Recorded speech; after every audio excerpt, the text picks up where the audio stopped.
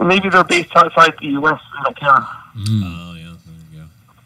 Let's see. How much time we got? I know that in Belgium they just passed a law saying that lock boxes for video games were illegal or gambling, which is idiotic because obviously that's like no company is going to change because of Belgium's law. But we are live in 50 seconds. 50 seconds? Yeah. Okay. All right. What will happen is we're going to have a little bit of music playing, and I'll introduce the show, and then introduce you, and then we'll get going. And it'll be free sailing from there. Yep. Well, hopefully I haven't engineered it in a while. Well, hopefully, yeah. 30 seconds, all quiet.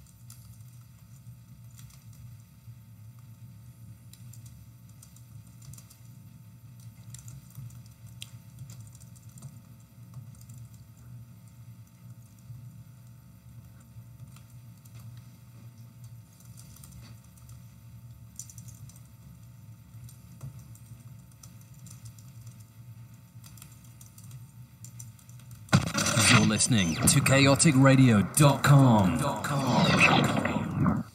I'm Grizzly Guns Gamer, and you're listening to the Kinda Gaming Show. Ooh.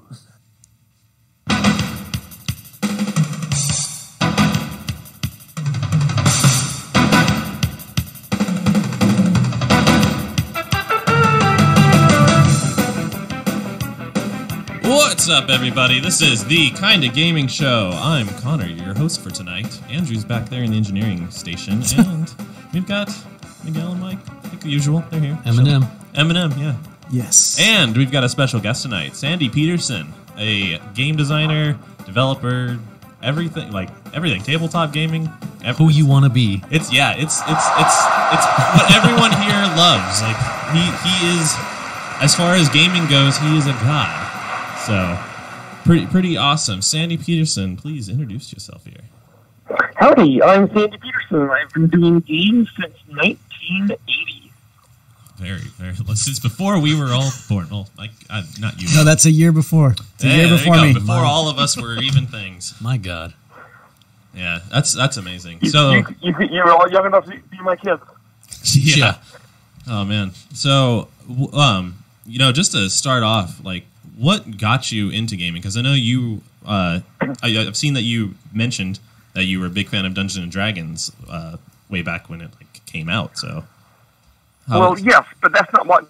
I mean, because I was into gaming. I was 8 years old, early 60s. I would stay in recess to play Clue or other games.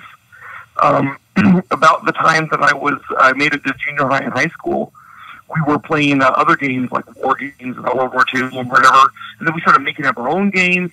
And then my first year in college is when D&D came out. Oh, wow. So we started playing that like crazy. And then after that, there was other role-playing games like the Fantasy Trip and Chivalry and Sorcery, and we played those. And then we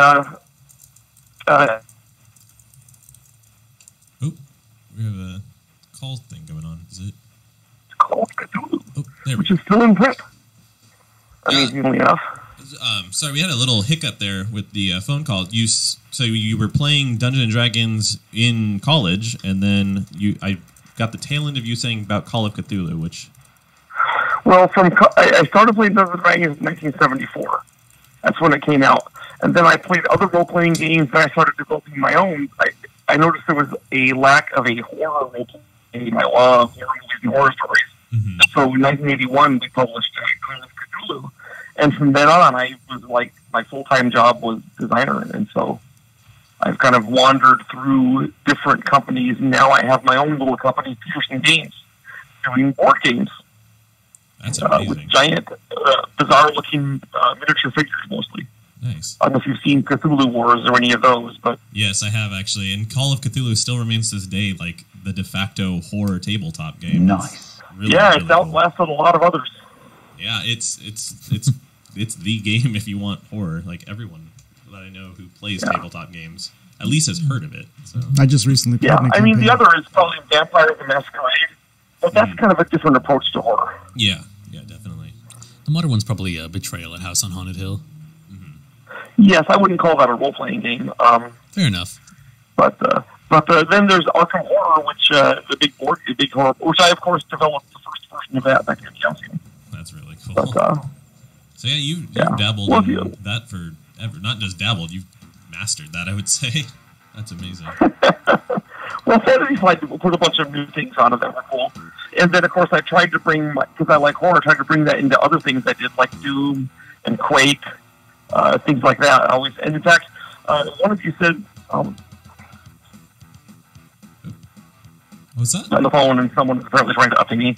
But what if Andrew liked the Age of Empires series? Yes. Yeah, Age of I Empires. snuck a little reference into Lovecraft in every game I've ever done. So What is some the? places very small. I was say what is the little bit of H.P. Lovecraft in Age of Empires? Well, in Age, Oh, there's another. and they come from random tribes. And I was making a list of tribes, and I had one of them be from the Kaotic tribe. And the other designers in the project kind of caught it, and they say, "What's this tribe?" And I said, "Oh, it's a small New England tribe. You probably haven't heard of it. It's a Lovecraft instance. Worship the good old." So I managed to get a past it. Like when I did I will put like Monster Island on it or something. We forgot to load it beyond things like that. I always put something in. You slut devil.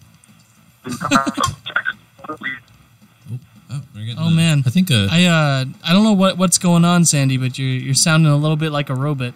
we've got reception issues. It seems we were having this problem while he was on speaker. Maybe we try going back to that. We could try. Sandy, would you mind We'll working with us there? Try the speaker again, I guess. Hopefully my voice doesn't. All right, is that better? Let's see. Hopefully. Heard him there. Heard him Shit. all that. Okay. Okay. All right, then. I'll try that. Sorry about being a robot.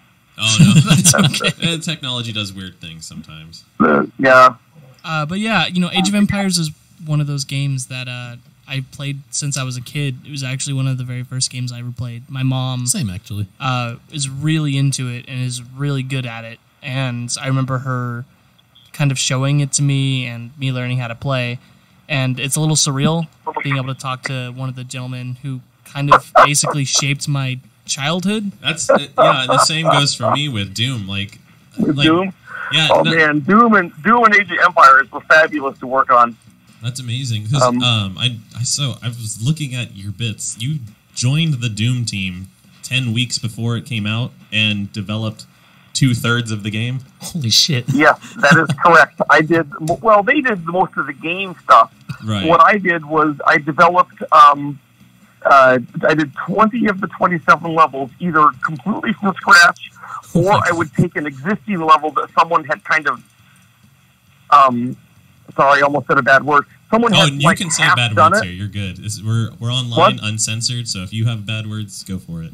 Yeah, go ahead. Well, it was they kind of had half-assed versions, right? Uh-huh. And then they done partway. Not that they were being bad; they just hadn't had time to finish. And then I would take over the unfinished level. Most of those were by Tom Hall because he was sent away shortly after I got there, so he had a bunch of unfinished levels. Not his fault; he's just like he's gone, right? Yeah. So I had to take those and turn them into real levels. Then I had to do my own levels, and then I did 20 of the levels, and so that was my task there to make all those levels. And I also did things like I had to name all the monsters, I had to name all the levels, I had to figure out the damage the monsters did and how much they took and that kind of stuff. But I didn't work on the engine, right? I mean, I'm not a programmer, right? So yeah, the engine that was that was like in itself a marvel. I mean, I know you didn't have a hand, you said in the actual engine, but the fact that it was able to run on basically everything was so adaptable is impressive. But yeah, I mean there was flaws in it. Like for example, the guy that we hired to do the networking part of it, so you can play co-op. Yeah. Turned out to be, we were told by his boss afterwards that he was a pathological liar, and we expected him to do the job. We paid him like $10,000, and then he never did anything. And then we were like, oh my gosh, the game's going to be out in 2 weeks. We have to have a networking thing. So John Carmack quick threw one together and then we released it. And the way it worked is that it multiplied the number of packets by the number of people on the network. So if you had more than like 10 people, it immediately destroyed your network. Dang. Wow. Because John Carmack didn't know how to do networking. And so we got banned in all the colleges almost at once because everyone's college system crashed because everyone was playing Doom. And then we fixed it, and then it got back on there. But it was hilarious. And the thing is, here's something you might find interesting, which is that we were playing the game and we assumed up to then no one had played games head to head. Hardly any games that were head to head. They were all solo, right? Yeah. So we said, well, we really like playing this game head to head. So we're going to put the head to head ability in, even if only a few people do it because we like it so much. Mm-hmm. And then it turned out to be like the most popular way. And now every game has to have a big head to head component. And we hadn't realized, I mean, how can you know you're going to change the nature of all gaming? And then Age of Empires, of course, is mostly head to head. You know, but it was all because we didn't realize on Doom that head to head was. You're absolutely right. Age of Empires is like mostly head to head, and my mother has continually kicked my ass at that game my entire life. Well, you just need more discipline, son. You sound like her now. I remember. Okay, so last time I bought her the Steam version. I'll tell you a little story, Sandy. I think you'll get a kick out of this. I bought her the Steam version, and I bought myself the Steam version. And now that I'm older, I'm like, okay, I understand the game more now. Let's try this out. Let's play against Mom for the old time's sake. So we both start, and after about 10 minutes, I see her go outside, and she goes, "Oh, I need a smoke break." I'm like, "Oh, do you want me to? Are we pausing?" And she goes, "No, go ahead, keep going." So I'm like, "Oh, okay." So I'm going. I'm building up my walls, and she comes back inside, and she goes, "Are you ready?" And I'm like, yeah. And all of an army just unloads on me, and everything is destroyed so quickly. And she goes, "Yeah, this is why we don't play." Damn. After that, like anytime I ever ask her to play, she's like, "Oh, so you want to be on the same team?" Dude, if your mom can take a smoke break and still beat you, you got like that. You need to work on your abilities. Either she's amazing or something's seriously wrong with your tactics. Oh man. I want to say it's a combination of both, to be quite honest with you. That's hilarious. And so one thing about Doom that surprised me so much about hearing what you're that you designed so much is that Doom. I mean, there was Wolfenstein before that, but Doom essentially, I wasn't there then, right? And it's still a first-person shooter. So how did that go? Being one of the first people to build a first-person shooter world, and because it worked so well. Like, what was your mentality when you went through it and did so? And also, well, what happened is that originally I was working at Microprose Software. And that's when I saw Wolfenstein and played it, and I just thought it was the best thing ever. And then when I got a chance to interview with id Software, I went there and said, "Hey, these are the guys who did Wolfenstein. That's pretty cool." And then when I saw they were doing Doom with space and aliens and all this stuff, and it was going to be even have a head-to-head version, then that amazed me, and I was very excited to work with them. And they liked me because I was able to do the levels so fast. And my levels were never the prettiest, but they always had lots of tricks and traps and adventures in them, So I guess because the only first-person shooter ever had been Wolfenstein, we kind of didn't know we were inventing a new genre. We just thought we were doing a game, and we didn't know that it would become one of the standard genres that then everything. It would be there with RTS games and shooters and economic games or whatever. And we had no idea.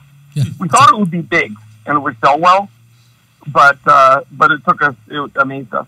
Now, when we did Age of Empires, we knew that real-time strategy was a thing because of Warcraft. Uh-huh. So we were consciously not emulating Warcraft exactly, but saying we're going to make a real-time strategy game, and it's going to be historically based. You're playing like the Japanese and the French and stuff, and see how the Hittites. See how cool was that? And of course that was highly successful as well. I mean, tens of millions of those things got sold, and So I was lucky enough to be in at the start of Wolfenstein of Doom, but also I was one of the guys on the first Civilization, so that was another groundbreaking game that, I wasn't the lead on that, but I was part of the team, so that was pretty cool too. And then Civilization type games have gone on. Yeah, what the hell is that genre called again? By 4 or 4X. 4X, yeah. Expand. I can't expand, explore something. Either way, it's expand, explore, exterminate. Shit. I can't remember the fourth one either. And I'm actually doing a tabletop one called Hyperspace, and I can't remember what the 4X's are. But, experiment, that's what it is. I gotta say, like, in terms of like game designers, your resume, just looking at all the games you worked on, is quite impressive. How many big hits have been associated with your name? Whether it's Doom, Doom 2, Age of Empires, Quake, it's actually crazy. Halo Wars. Because if my company ever folds up, I can take the resume and probably get a job at a lot of places. Wherever the hell you want. I've used that before. I say, look, here's my resume. What do you think? And then they usually they have a place to put me. But now that I'm in my own company, I guess it's useful. I mean, I've been around in the industry for a really long time, and I was there at the start of a lot of things. So to be humble about it, some of it's kind of anyone who's been in the industry for 40 years could probably have been involved in some of these things. But, I got to be the guy, so it's been a really strange life, as you can imagine. The only full-time job I've ever had as an adult is game designer. So I really don't know what the real world is like. Kind of the dream, though. Yeah. That's pretty, it's freaking crazy. It's cool. Well, I spend all my time trying to think about how to make something fun for someone else. Mm-hmm. So, that's not always fun, but I guess it's better than, being in a ditch or being a lawyer. Believe me, I work with lawyers every day, Sandy. Your job is definitely the dream. Well, I've been doing it a long time, and there's a natural law that says when a person does a thing a long time, he gradually gets better. But yeah. So, what would you like to know about my games or game design in general? So one thing that I always thought was really cool about Doom is the fact that if you die, you start back with the pistol, and then occasionally they'll put a shotgun right in your lap there.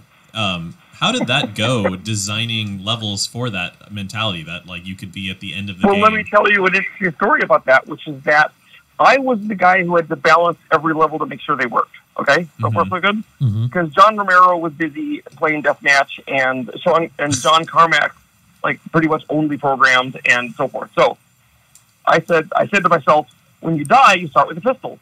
Therefore, you must have to be able to beat every level starting with only a pistol. So I tested every single level starting only with a pistol, making sure you could beat it, and they're all balanced according to that. And it turns out that if in fact you don't start every level with a pistol, the game's a lot easier, which we had not realized. Because we didn't test it that other way. We were that ignorant. Wow. So, for example, you may have noticed that the toughest boss in the game, the Cyber Demon, is actually the boss of the second level.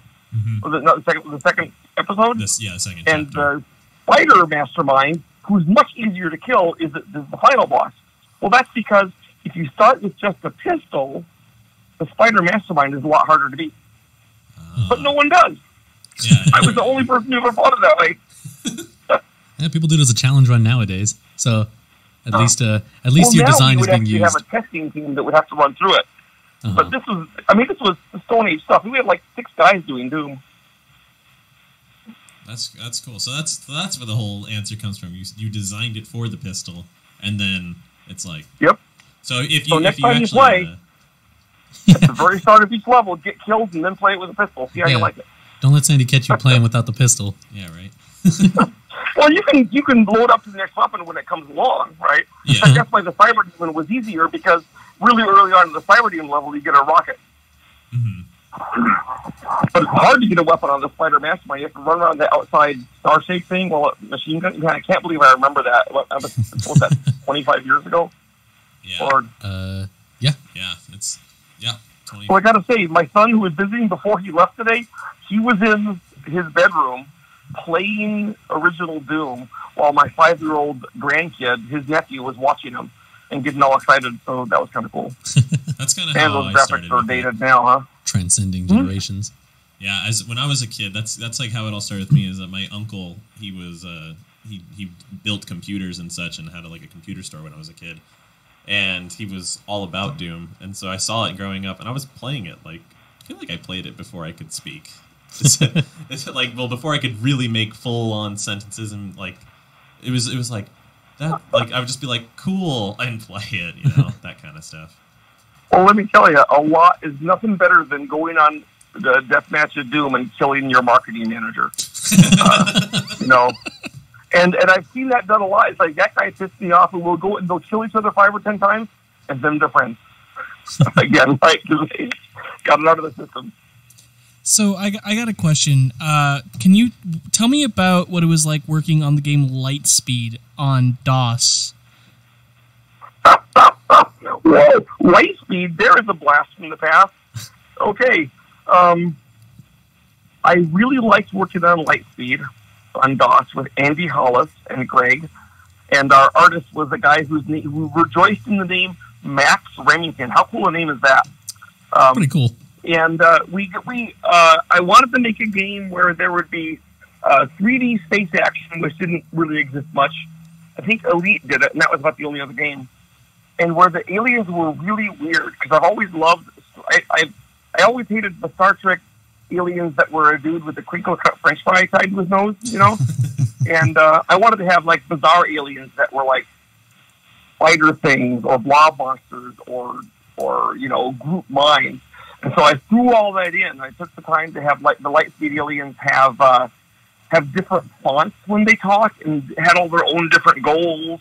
And that was kind of my dream game. That was the only game in all my career until I founded my own company that I got to pick the topic. Every other game, some guy in a suit picks the topic for me. That's how it is as a game designer. No, I take it back. Well, no, that's true. Every game. Wow. Maybe the lawyers don't sound so bad anymore, Sandy.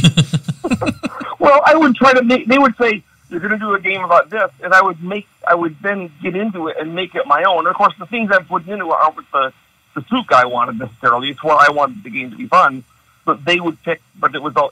I'm not complaining. That's what it is as a game designer. It's not like if you're a doctor, you get to pick what disease your patients have, right? That's fair. But Lightspeed was my own thing. I got to pick the topic and do it, and so it has always been kind of precious to me, even though it's old and weird. It is on Steam, though. And my new board game coming up this fall called Hyperspace draws heavily from Lightspeed. So Hyperspace, does that draw? I know you just said that, but does it also draw at all from the sequel Hyperspeed that came out 1 year later? Yes. What actually happened is that we did Lightspeed and it had 2 star clusters in it. The beginner star cluster and the medium star cluster. And I had 2 other star clusters that were the complete ultimate ones. And so what happened is that Hyperspeed had everything that was in Lightspeed plus the 2 new ones, because the guy we had in charge of MPS Labs was this dork who said, "We got to get it out right now, so we'll put it out when it's the 3rd done." So that's what Lightspeed was. I mean, it was everything worked, it didn't crash. But then the 2/3 of the games were the other 2 clusters. And so then I said, well, I got these. Why don't we just release it? So then we did a year later, and that was Hyperspeed. Okay. But so, in a perfect world, it would all been released at once as Lightspeed. Sure. So going back even slightly farther, I believe if the websites are true, I believe you started your career as a quality assurance, a QA tester on Sid Meier's Pirates. I personally very much like that game. What was it like going from a QA and then eventually going into developing? I was actually not QA on it. I don't know. If it says that, I guess it got it wrong. I was brought in as a designer, and my job was to take Sid Meier's Pirates and turn and make it for the Macintosh, and adjust it and balance it for the Mac, so all the things would be correct on it. So I was actually from the very start. I mean, I did quality assurance on that job, but my primary job was to be a developer.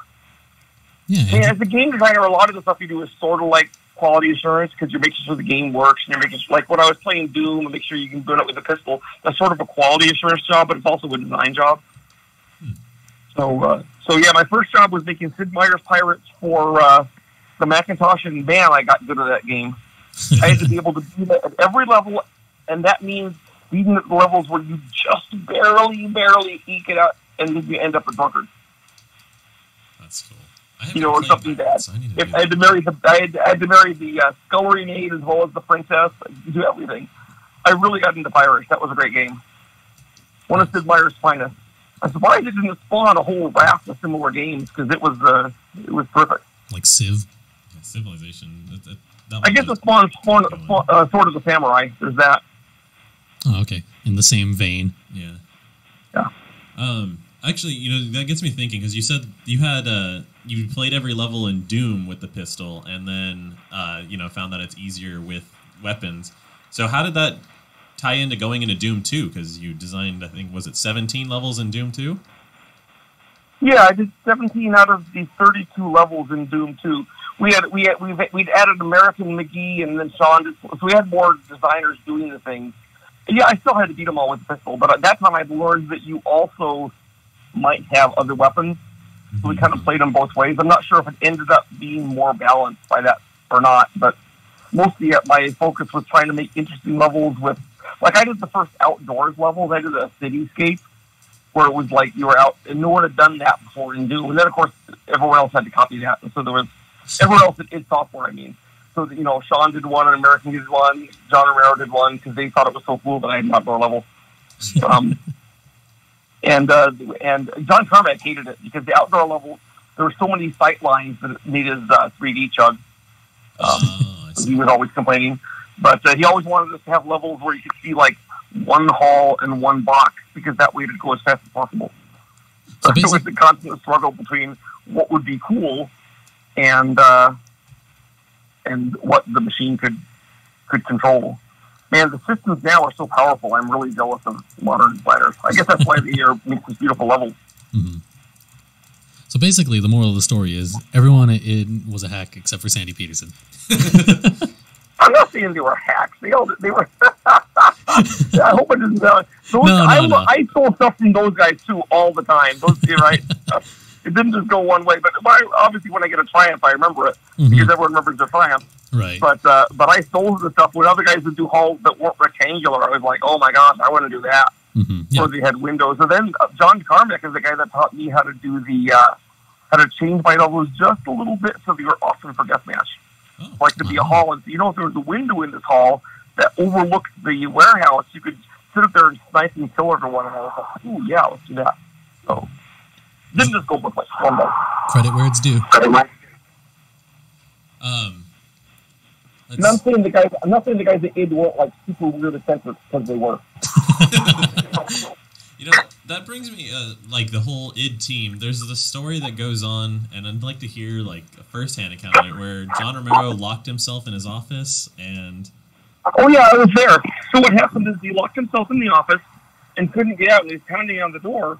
And John Carmack had just gone to Scarborough Fair, it's a Renaissance fair here near Dallas, and he bought a battle axe. And clearly, this was his chance to use the battle axe. Did we call the building to get him out? No. He took a battle axe and he cut a hole through the door. And Romero was inside yelling and said, "What the heck are you doing?" He's like, "I'm going to get you out." We chopped all around the lock, and this huge battle axe goes to the door. And then he got out. And then, of course, everyone's cracking up. And I'm sure the building rightly charged us $1 billion for fixing the door. I love hearing that from the horse. But we didn't care, right? I didn't have to pay it. That's great. That's great. I came out of the Johns and the Carmack salary, not mine. But that was, we literally took a battle axe and hacked it open. It was amazing. Ever the opportunist, that John Carmack. Oh, man. Well, he had the battle axe, right? And John Romero was locked in. What would you do? There's only one logical action. Maybe you would have called the janitor, but we didn't. So. Yeah, screw the janitor or locksmiths. We're using an axe. That's crazy. I mean, when you have one. The building we were in at the time was this big cube. It was 6 floors high. We were on the 6th floor, and it was pitch black with squares where the windows would be. So we all called it a Satan's Rubik's Cube. That's what it looks like. So it was just bizarre. They're not there anymore. But, of course, most of the original team is gone. John Carmack's off with Oculus, and Adrian Carmack has retired to Ireland, and John Romero, I think, is in California. Every once in a while, John Romero and I bump heads, and not bump heads, but, like, meet each other and wave antennae and go out to dinner or something, but... That's fun. Yeah. At least there's no bad blood. That'd be a bummer. I mean, I would never work with any of those guys again, but that's not really bad blood in that respect. I like hanging out with them.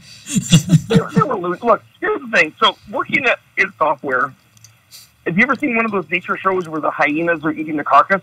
Yes. They bark at each other and they snap but the carcass gets eaten pretty fast. Right. So it's a quick process, but it's not very pleasant to watch.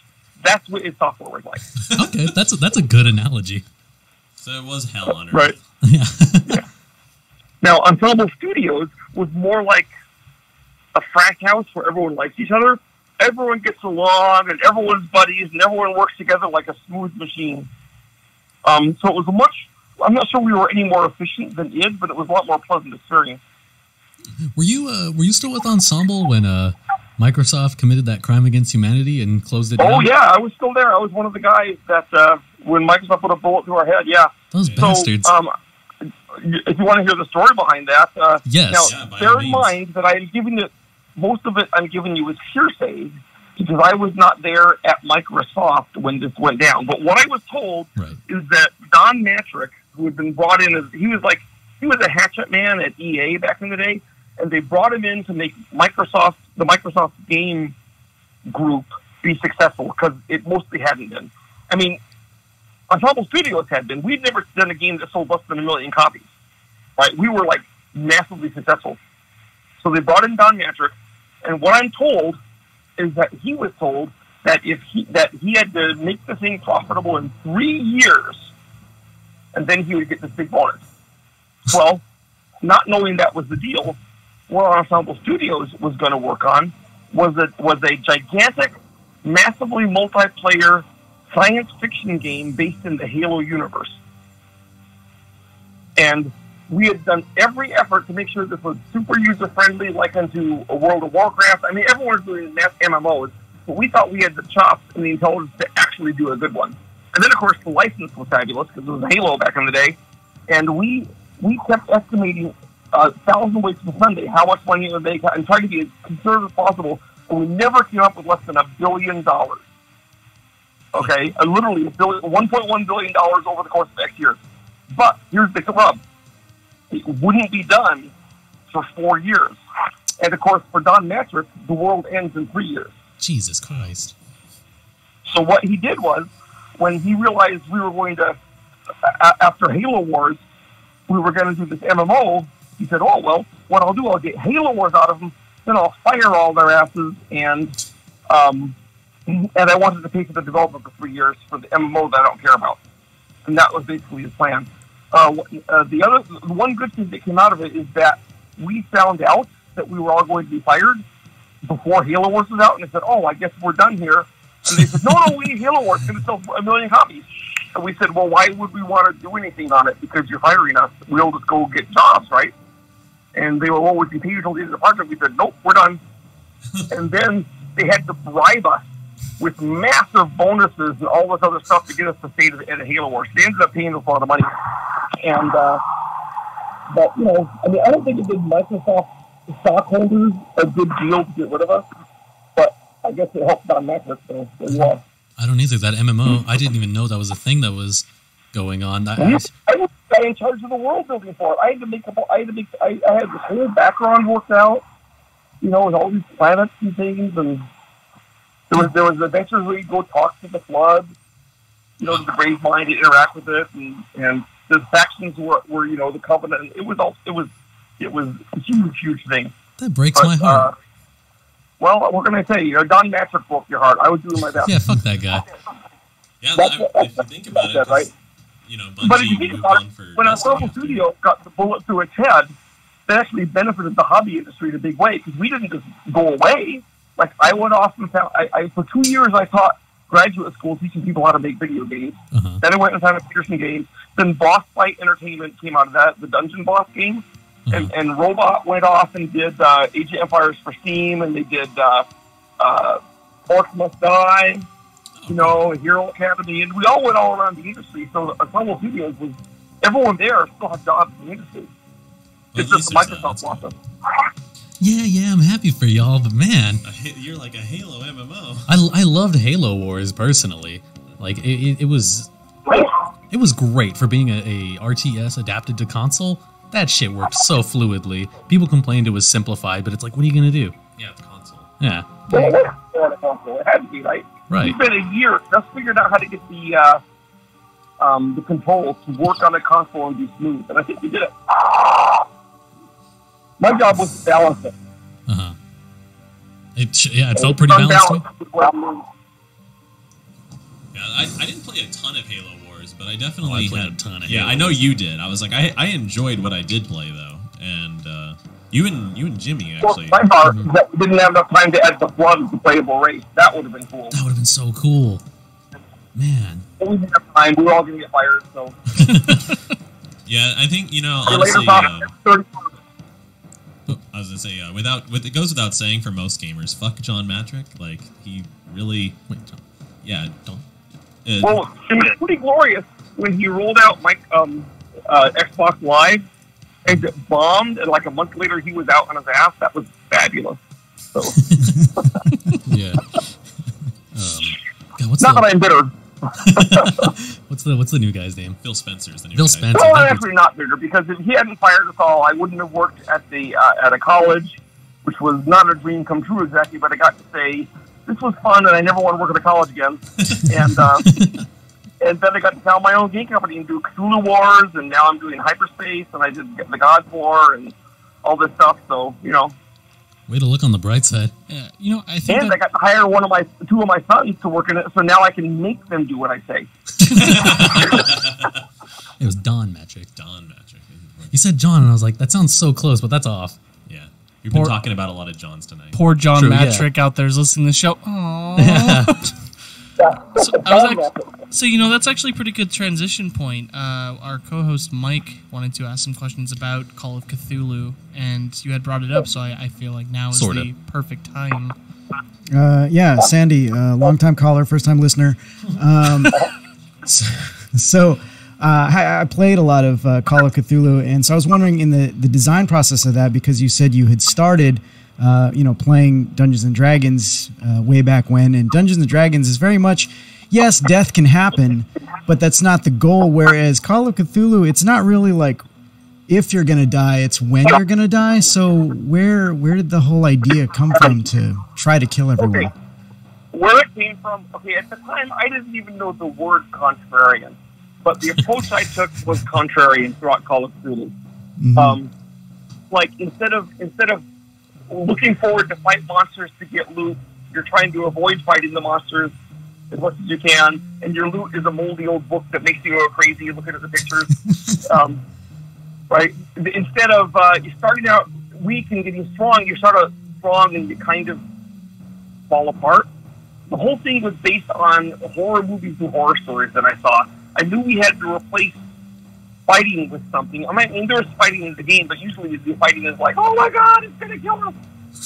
But we replaced it with mysteries and exploration, and that's where it all came from. It's like, here's this game, and kind of my thinking was, if you want to play a game where you fight the monsters and you get stronger, and you fight more monsters and you get stronger, and you're like the murder hobo, so to speak, that keeps getting better and better, there's a lot of games you can play that. But if you want to play a game where you're creeped out, there's only the one. And I think that's one of the reasons that Call of Cthulhu survived when the other horror games vanished, because the other horror games mostly empowered you. You said, no, now you can beat the monsters and be all strong.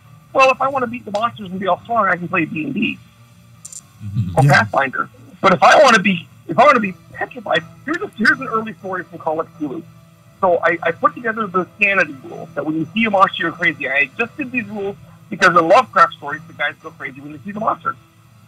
But believe it or not, I was so ignorant, I didn't realize what these rules would lead to. So I'm playing one of the early versions of the game. It's like 1980, before it's published. and the guys are playing in the haunted house scenario, the one that's still in the book, and they go downstairs and they do this spell that says summon malign thing from beyond. So they're doing the spell, and I say, oh, you hear this rasping over in the corner, or something starts coming through, and the player said, like, one of them said, I'm turning away, I'm covering my eyes, I'm running up the stairs, and until that moment, and what it is, the characters were acting like they were afraid. I mean, sure the players weren't, but the characters were like turning away from it. They didn't want to see the monster. That would never happen in D&D. Yeah. You always want to see the monster. And I suddenly realized that by having the sanity rules, the players were having the characters act afraid. I never had realized that would be the thing, and that's when I knew I was onto something. I actually had a game where the guys were freaking out by the monsters, and then I was I never let go of that. Yeah, no, it's great. You're in the game. You feel like you're in a horror story, and of course, if you watch a horror movie, by the end of the horror movie, if the guy survives, he's on the rope, right? Mm-hmm. He's got chunks of it out of him. He's all raggedy, and he's going, and he's shaking, and that's what I wanted. Yeah, I mean, you succeeded big time because it's a game where you never want to get into combat at all. Stuff's going to go down, and you're like, nope, I'm going this way. Well, if I can put in a tiny, tiny plug, and it's a very tiny one because I get almost no money off this, I just recently did the first thing I've done for Kaotic Theme for decades, which is called Petersen's Abomination. And I have 5 scenarios I wrote that were originally run at conventions. So they're like super bloodthirsty in weird places and really bizarre. So I think it's a PDF so you can get that super cheap. So you don't have the actual book. So there it is. Awesome. Over. Was that everything you wanted to ask about Call of Yeah, Duty? no, I just wanted to know why you wanted to murder everybody so hard. Like what kind of violent sociopath you were at your heart, and now I know. The role-playing game, what I saw in movies and stories. Yeah, so what made you pick H.P. Lovecraft for like the basis of that? Was it you're just like that is the scariest shit? When I was 8 years old, I was looking through a big pile of my dad's books. My dad was a science fiction fan from like way back in the 40s. Uh-oh. And he had one book of H.P. Lovecraft stories. And I read those, and I'd never read anything. I'd read Poe and stuff. I'd never read anything like this. I was only 8, so I didn't even get the point of the story. Most of them, I just like, wow. I was one of those annoying, precocious kids that no one likes. And so I just thought these were the greatest stories ever. And then I lose the book for 3 years. And I had no idea where it had gone. Then 3 years later, my friend who I hadn't seen for 3 years says, "Oh, Sandy, you loaned me this book. Here it is back." And I had it again. I couldn't find Lovecraft. It was the only book I saw was Lovecraft. So I like, and the book had the intro talked about stories I didn't own, so I wanted to read those, but I couldn't. When I was 14, I found a library that had the books, and I would check them out obsessively. And then finally, when I was 17, Ballantine republished Lovecraft in a paperback, and then I had it. But I think part of the reason I was so obsessed with Lovecraft was that I spent like 10 years trying to hunt him down. Which is an experience. But you gotta remember, when I'm reading this story, The Call of Cthulhu, for this first time, I had no idea what a Cthulhu was. You can't even have that experience now. Yeah. I'm not.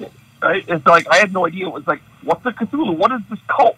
Are they worshiping something? And then, of course, when Cthulhu comes out and he's just mouthing this thing, that was a shock because the statue was like 6 inches tall. I had no idea he'd be huge. So, we'll go things about it. So if you have kids who do all this stuff, don't tell them anything about it until they read it. Sorry, Sandy, I don't think we caught that last bit. A little bit of If modulation. you have kids that read Lovecraft, I recommend you don't tell them anything about it until they read it, so they can have that kind of experience. Yeah, because now it's a pop culture icon reference. Like everyone knows it before they read it. It'd be weird if you didn't know about Cthulhu nowadays.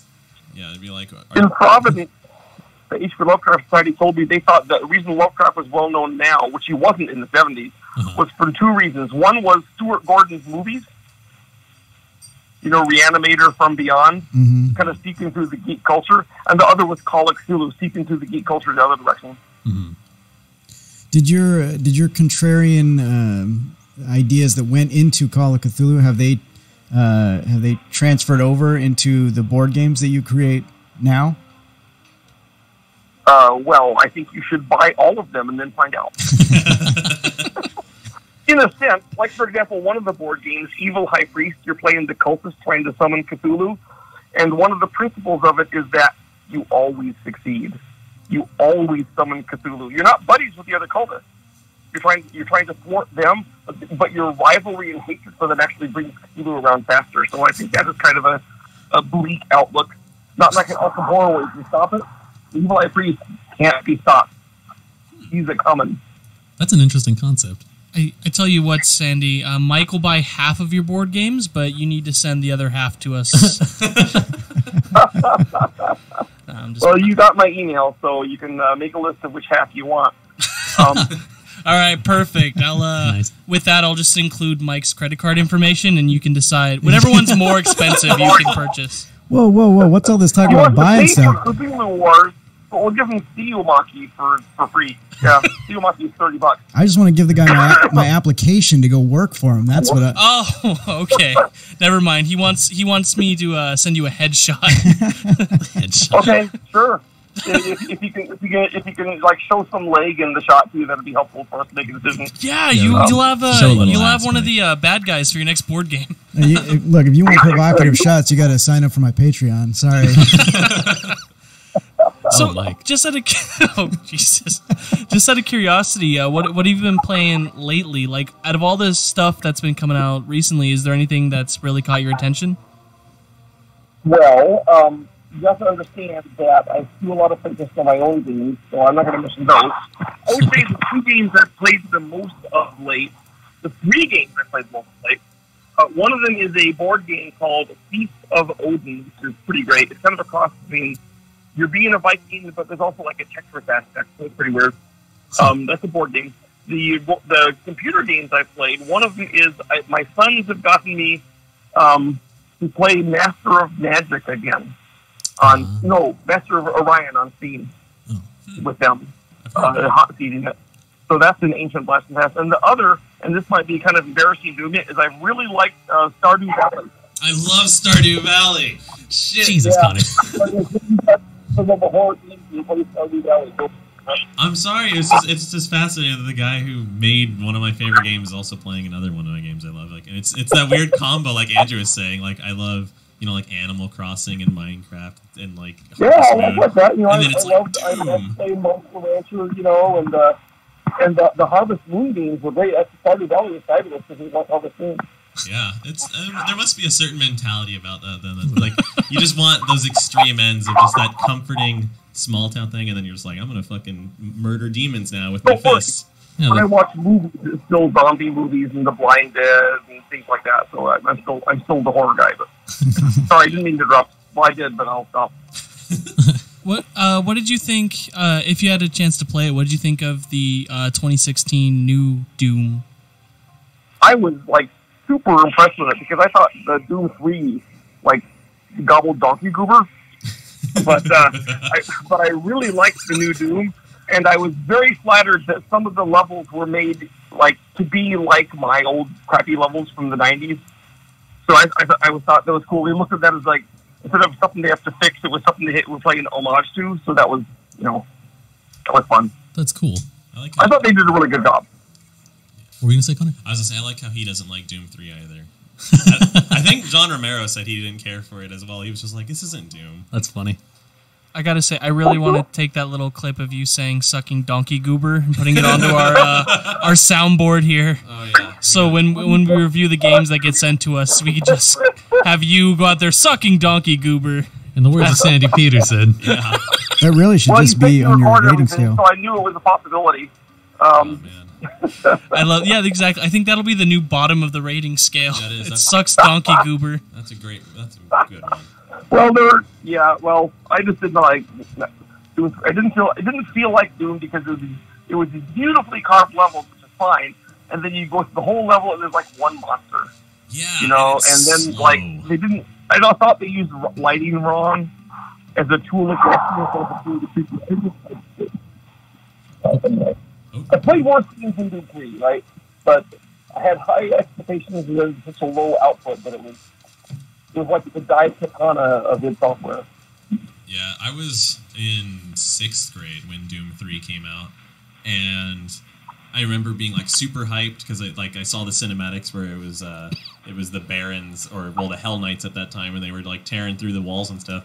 And then I played the game and I was like, oh, this is slow and boring and like, yeah. I haven't played it, but it always looked okay. It didn't look like a Doom game though. Yeah. Like if you were to just change the title to Scary Game 3, it would be fine. Serious Sam was more of a Doom game than Doom 3. Serious Sam is awesome. Serious Sam is one of those games that like I don't know. I don't think it's popular anymore, but whenever they come out with a new one, I'm usually in line for that shit. What was it? They just had one a couple of years back, didn't they? Yeah. They re-released Serious Sam, the original one in HD. I believe they put it on mobile too, surprisingly. Well, Serious Sam was like Doom pared down to its essence, like it boiled away all the other stuff. It was only a million billion monsters. Yeah. Which was very entertaining. It's like those. And that kind of leaned towards my tactics as a Doom designer. I'd often have the million monster section. That's a popular mod. You've probably seen where it's just a million pinkies, all in one area, and it's like fight. Oh yeah, it was last year. They came out with Serious Sam VR, The Last Hope. The Last Hope? Yeah. What the fuck that's supposed to mean? It sounds like a Star Wars reference. Well, It does, doesn't it? Yeah, The Last Hope instead of A New Hope. Oh, they've got they're currently in work. Serious Sam 4, Planet Badass. Release date TBA. Oh my god! Like that is the most like generic name possible, and it's the best for it. I don't know if it even is generic. It's just so out there. Yeah. I don't think I'd want to go to that planet. That planet would No. scare me. Oh, it doesn't even have a Wikipedia Well, I article. mean, it's like in Doom, you're on a different planet. You don't want to go there, but that's where you are, so... It's like, you already paid for it. You're already there. Yeah, man. now you're stuck, dude. Good Yeah. luck. Kill those demons. I Exactly. mean, we make you go to hell. Yeah. How bad is that? No one wants to go there. Right? And that's always I was thinking about that's an identifier for you at Doom is on the first Doom you made all the hell levels. I did make all the hell levels. I made every single level on episode 2 and episode 3 and 2 of the levels in episode 1. So the guys who were being introduced to Doom mostly saw John Romero stuff, but then after they paid for it, they saw all my stuff. So I guess it was bait and switch, Yeah. Well, They just knew that if they wanted the good stuff, they'd have to pay. Right. yeah.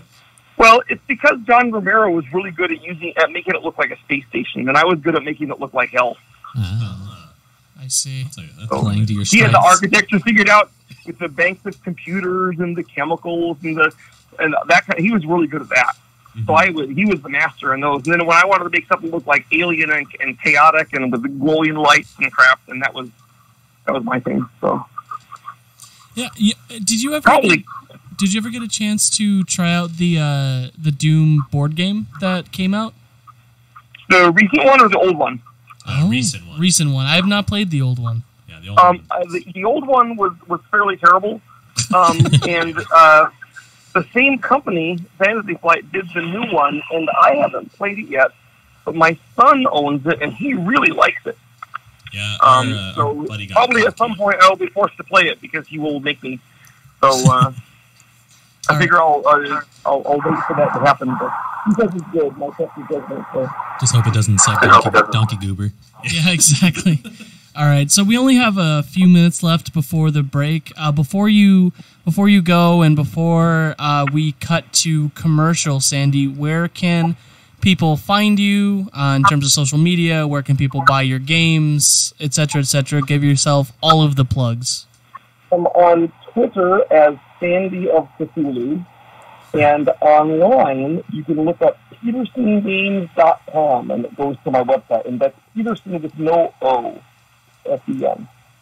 All right. And on that site, you will see a whole bunch of stuff from me. You'll have design corners and stuff. Also, if you go onto Kickstarter and you search for Petersen Games, you'll find my past Kickstarter game. Most of them still have actually pretty active comment sections where you can see what people are saying. And I check in on the most recent ones and talk. So there's that. And we have a Discord channel that I tragically don't remember how to get to, but if you email support@petersengames.com, you can get the link. Oh, great. Cool. All right, perfect. Thank you so much, Sandy. Okay. Yeah, it's been amazing having you. It's awesome. It's well, I don't know what to say. It's just amazing being able to talk to somebody who made the games I love. So drop by Gen Con sometime and wave in, I'll be there. All right. Sounds good. You have a good one. Take care. That was cool. Really, really We cool. got what, a minute till break? Something like that. When do we break? We're about On to the break. We break in about 40 seconds. Go ahead and cue up some leaving music. All right, so we'll catch us back on the flip side in about 5 minutes. All right. Five-ish. 5-ish minutes.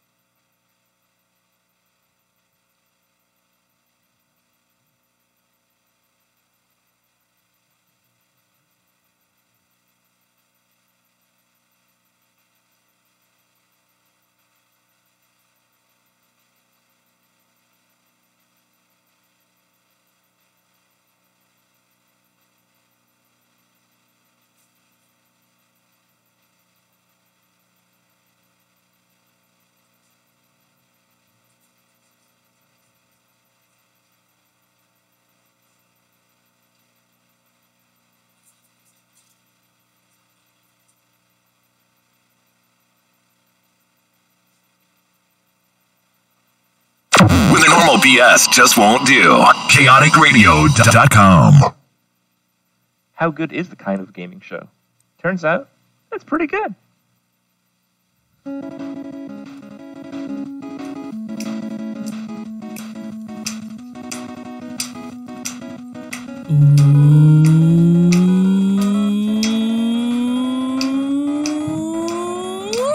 Welcome back.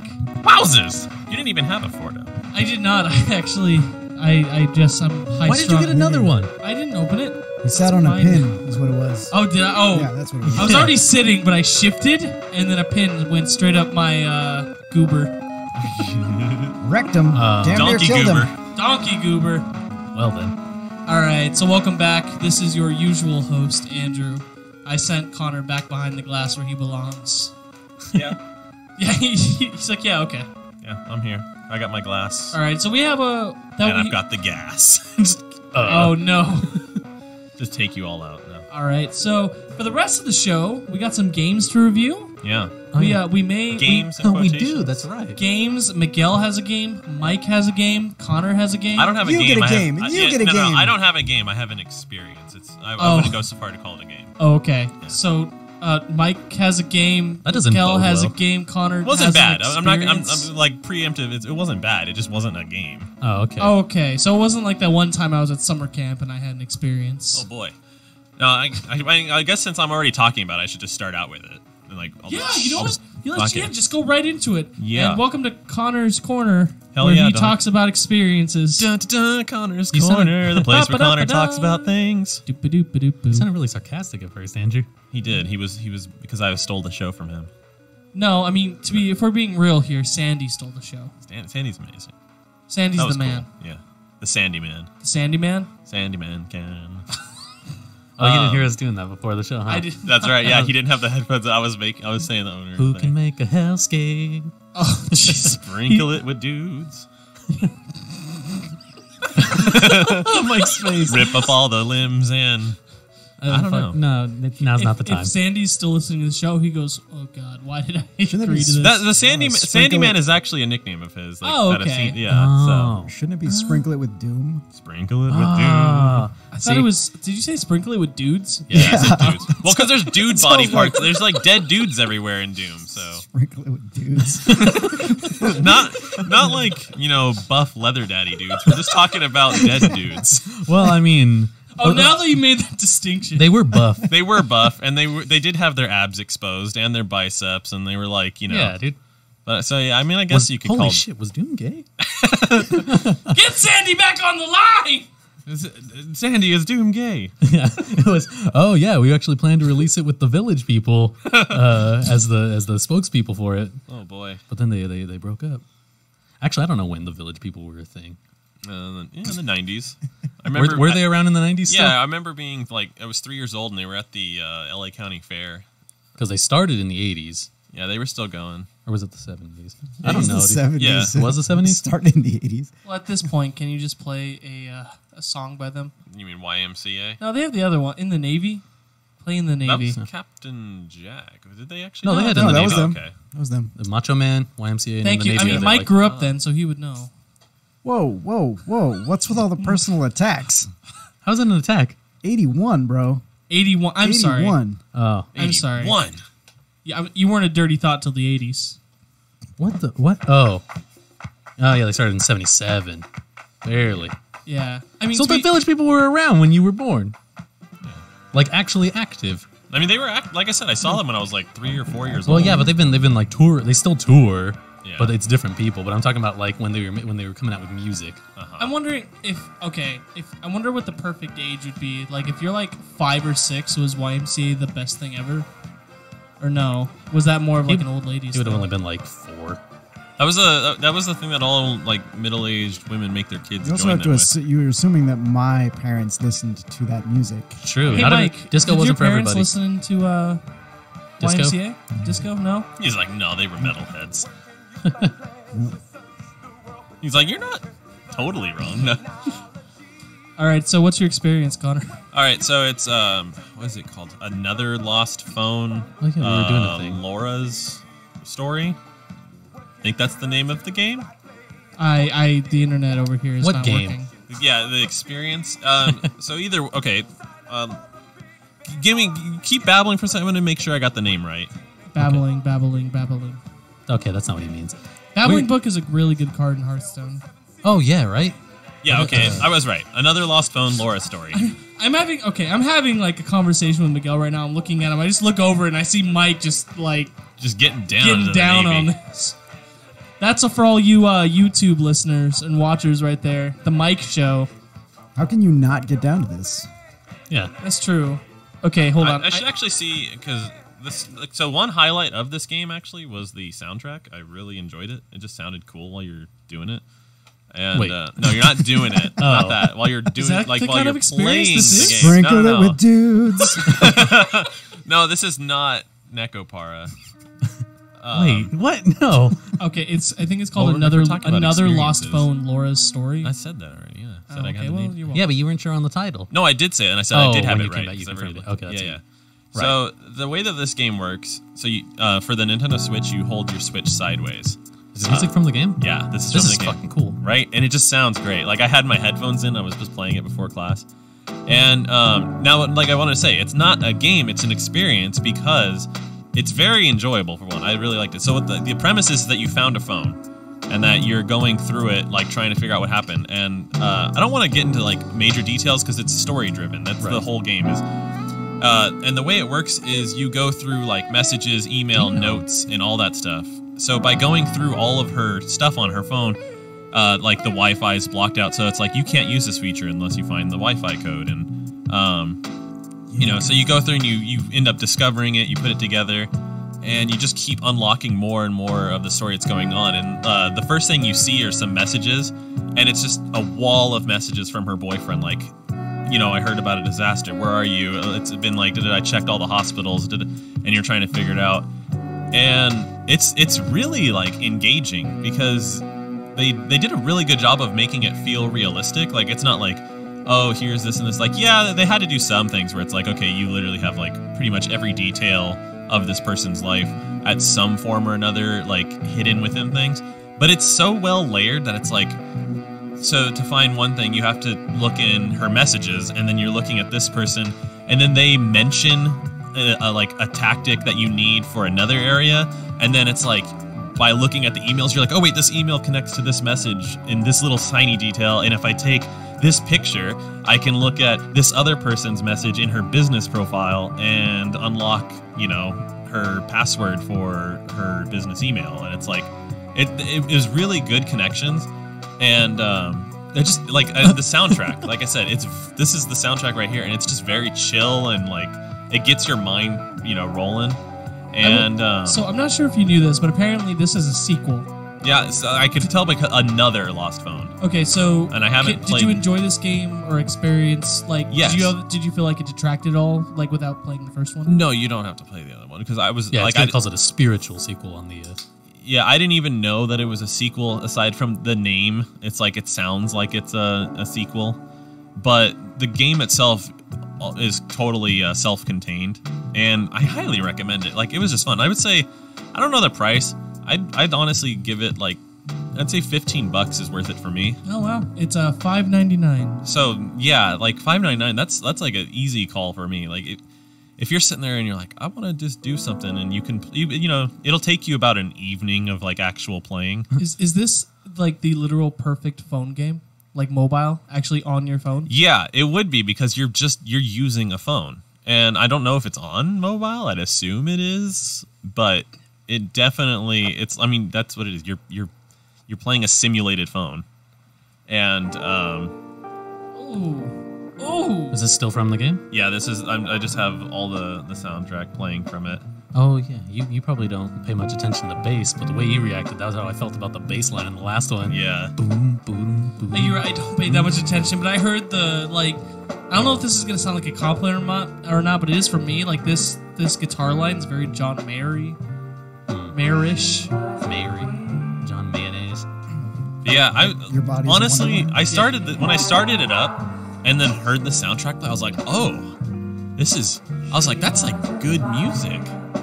and it's great. Like I wasn't like when I first saw it, I was like, okay, this is gonna be whatever, going through fun, and I was like, as I started playing, let's put it this way.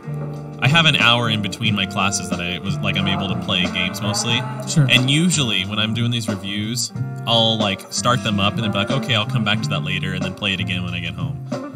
In this case, I played for the whole hour and then realized my teacher was walking up to open the door. I was like, oh, fuck, it's been an hour. Like, I've just been fiddling with this for an hour, and I thought it was only 15 minutes. And that's what told me it was great. Sure. So, I definitely recommend it. I would buy the soundtrack. Like, just hearing hearing the soundtrack just sounds like music. Yeah, right? It's cool. It's awesome. This is Krungbin White Gloves. What? That's the name of the song is Krungbin. Krungbin. It's by the White Gloves. Huh. Yeah. All right. So you would recommend this? You're giving it your seal of approval. Yes, it's got the seal. Oh God, C for Connor. Yeah. Oh man. I mean, Did you see when he did that? He went like this. I was like the seal. Oh boy. Of approval. I'm gonna fucking vomit. Andrew's coming back to Stealing Miguel's bit. Oh, you were gonna Get up underneath. and fight. You look mad. I thought you were gonna go back there and whoop his ass. I can't. He wishes he could. I just can't see straight because of all the Man, gayness.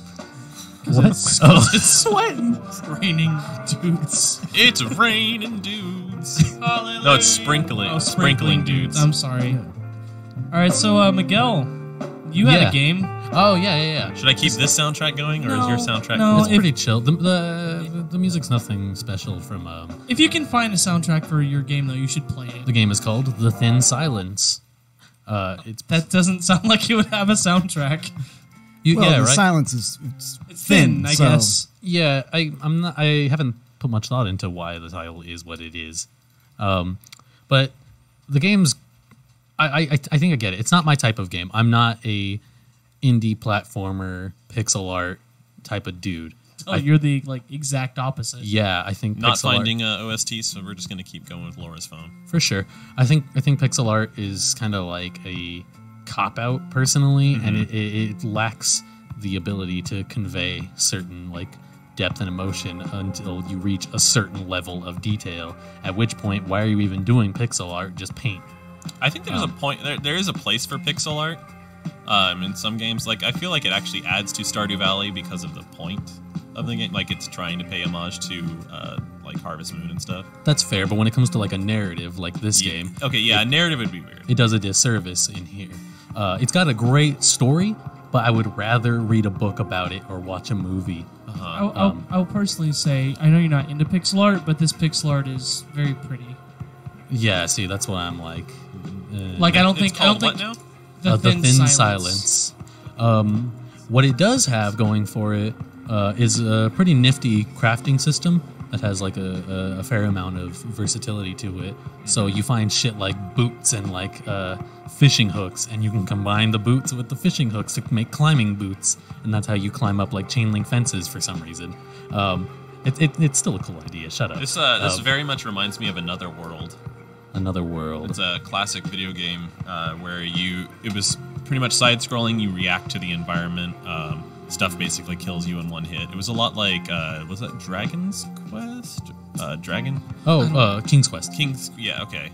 This game, there's this, it was an older indie game at this point, but it was really popular when it first came out. I think it was called Sword and something. Don't remember. The old sword and something. The old sword and something. Anyway, continue, Miguel.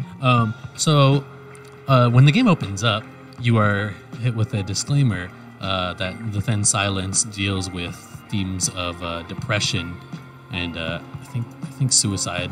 Yeah, I'm And- depressed watching it. And they immediately are like, "But hey, the game's actually about hope, so please don't get depressed." I want to clarify. The game I was thinking about earlier, it's Dragon's Lair. Oh, okay. Yeah. Yeah, there were two ways you could have gone because you said Dragon's Quest. It could have been, okay, King's Quest or Dragon's Lair. Yeah. Dragon Quest. He already said Dragon Quest. You said from there. I said Oh. dragons, yeah. Oh, okay. Anyway, Anyway. considering that this is not my type of game, I had to take a very objective look at its mechanics, And what I felt was that the movement was far too slow for the length of some of these puzzles. Sometimes you have to walk across like multiple screens, and your guy does not run. He is in no fucking hurry to get wherever you're going, probably because he's so depressed. Anyway, and you basically go and it doesn't give you any, what's the word? Not Cheese. Exposure, but it doesn't tell that's you not the any word. of the story beforehand. You discover it in pieces. You find letters and entries from or passages from a book written by a guy you know, and that's how it tells most of the story. Other than what you see around, and like you'll find like there's these things called like poem rocks. I don't know why. Oh, looking at this game, it seems like it was very much inspired by Another World. Ah, well, If you look it up over there, you can see images of it and then get an idea. I hope that's what I know they were you've going seen for. it. Like, it's very famous. So. What's funny is with this soundtrack playing while we're watching the gameplay, it's even more depressing. Like, it's rather haunting, actually. Oh wow. Yeah, this particular song. Anyway, so I think I played it for just over 2 hours, I think, last night, and got halfway through the game because when I left the game, it said I was 50% through. I started the third out of like 4 chapters. Oh, this game. Yeah. See, everyone knows it. They just don't remember the name. Oh. Okay. Yeah. It's that same kind of game, only in like a more platformer sense.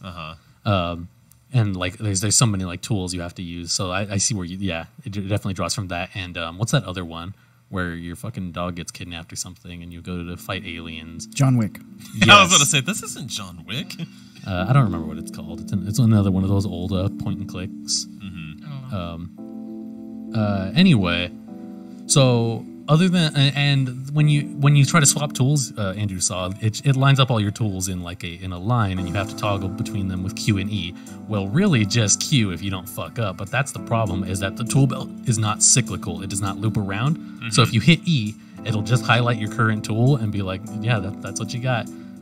But if you hit Q, it'll start scrolling to the left, and then you can hit E if you passed whatever you're looking for. But I really wish it would cycle around, because it became a pain in the fucking ass to hit Q 7 goddamn times, because my battery to start a generator is all the way at the back of my inventory. That was annoying. Also, just because it goes against conventional menu navigation, A and S are the select and back in the menus. Fuck that. Like it's convenient in the sense that your hand is already there because you're using A as your use button in the game. Sure. And E and Q are your menu navigations for like weird because E is usually select in games. Yeah. I feel like that would mess with me just trying it. It's weird. I was trying to navigate the menu with the arrow keys, which are the movement, which your hand is already on anyway. But I was like, oh, that's not doing shit. That's right. I have to fucking hit Q to go to the game menu, because I hit enter to enter the menu, hit Q to go to the game menu, and then I have to scroll down with A. No, A is to select a menu. I scroll down with the arrows, and instead of enter to choose what I was trying to do, like quit game, I hit fucking, hit enter, and that exits the menu. Enter is the menu button. I will say you probably could have mitigated this problem by playing a platformer with a controller. Like Yes, you're it does have supposed to. have gamepad controls, but fuck that. That is always a thing, but Anytime there's a platformer, it should be played with a controller. Are the controls customizable on keyboard?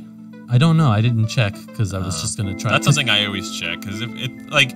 I agree, yeah, controller, but if the game doesn't work well with like the keyboard commands either, and it's a computer game, I feel like it has to be at least like, because when you think about back in the days of like Commodore 64, the games worked. Yeah, like you know. I guess there's just some games like you start up Super Meat Boy and it says better with a controller. Yeah. Or you start up Super Meat Boy was still Souls, Super Meat Boy was still extremely playable with a fucking keyboard. Yeah, that's my point. It's like if they only give you default controls and you can't remap them, they have to be at least good. It's not like you should play with a controller. That's like the only way. It's like I did not check whether you could remap because I just wanted to see what their controls were like, and I wasn't super into them. Obviously, the game's still very playable because it's simple. You use the arrow keys and you hit A to interact with shit. Actually, down is like interact with the environment. down arrow key, and A is to use the item you have equipped. All right, so this game is being released at $9.99. It's on sale right now for $8.99. I was gonna say $10 is what I can imagine it being going for. I probably wouldn't pay more than $5, just personally because it's not my type of game. Sure. But if I knew if I were exposed to this story, I'd be like, oh, that sounds cool, because it's a good story. Even though this is not your style of game, would you find yourself continuing to play this game just for the story? Like, is it strong enough to even take someone who's not into this style of game to actually warrant at least one playthrough? Yeah, because I've made it, like, once you get through the first chapter, 25% of the game, it's like, okay, there's enough here that I want to know what the fuck happened. Yeah. Sure. It's not so long, it's not going to overstay the welcome. That's another thing too. Yeah, is it's I'm 2 hours in and I'm halfway through the game. It's like, okay, I can put up with another 2 hours of this to find out. Of gameplay you're not a huge fan of to actually get through a really well written story. Right, and I do like the items, the like crafting system and everything. Okay. That's good. So I feel like that's a pretty good testament that even someone who's not a fan of this genre is like, no, this is like this is objectively good. Yeah. Okay, cool. It's not bad. Yeah, because not even this genre, he's also not a huge platforming guy. So it's Right. like those two things combined, and you still It's acknowledge like it's the good. only way I find the game is actually lacking in gameplay is the movement speed. If your character can move faster, like there's a reason that Mario runs so fucking fast. Yeah. Because if Whoa. you have to go through shit and like you need to That's most platformers are, Yeah. Yes, are most at a faster most- pace. exactly. Whereas this is not. Have you played the original Prince of Persia? no. Yep. See, I have not. now that's pretty slow movement. It is, but and- it's very like And if you get moving at his run speed, that's usually pretty dangerous. yeah, it's like you can run, but you shouldn't. Yeah. Also, the walk cycle's a little weird. The guy like bends his leg but keeps his foot back Yeah. instead of leading with your foot. This is their first game, so Oh wow, that's really good for a first game. yeah, this is the studio's first and only game that's been released. That's awesome. All right, Good job. Cool. What are they called? 2 p.m. games? Yeah, 2 p.m. games. All right, so that's Miguel. Mike. Yeah. Mike has not reviewed a game on the show because I haven't been looking for. He reviewed Sea of Thieves. Well, in a while. No. There was no. in a while. In a Yeah, while. The one I- I've given. It's been like a I few reviewed weeks. Lux Obscura, the sex game. Yeah. The Sex Puzzler. Sure. And I mean, this is obviously a very similar game in that it's a sex game for children. Oh, okay, no. wait a second. Hold up. Hold up. So All right. I tested out Drago Dino. from Drago Dino. Teal Rock Studios. It is a 2D platformer that I believe is definitely geared for a younger audience. It's That's very, almost my name. It's very cartoony, and it's so you play as a Drago Dino that is a mythical creature that is very rare, and your egg has been stolen, and you are on a quest to get it back. Oh no, Is what it is, and that poor Drago Dino. yeah, I know, it's crazy. And you get to choose, there's a couple of different ones you get to choose from, so you get to kind of customize your color of your Drago Dino. I don't know if it affects your abilities at all, but I don't think it does. Was there some drama in there? Did I see something about the father of the egg? Yeah, there's a story. Is there a Maury segment where you have to prove? Oh, it's a cute little white dragon. Yeah. Thing. Although coffee's good with cream, but it's better when it's black. I went with a black dragon. Okay. Mike likes his games like he likes his men. Yep. Dark and imported.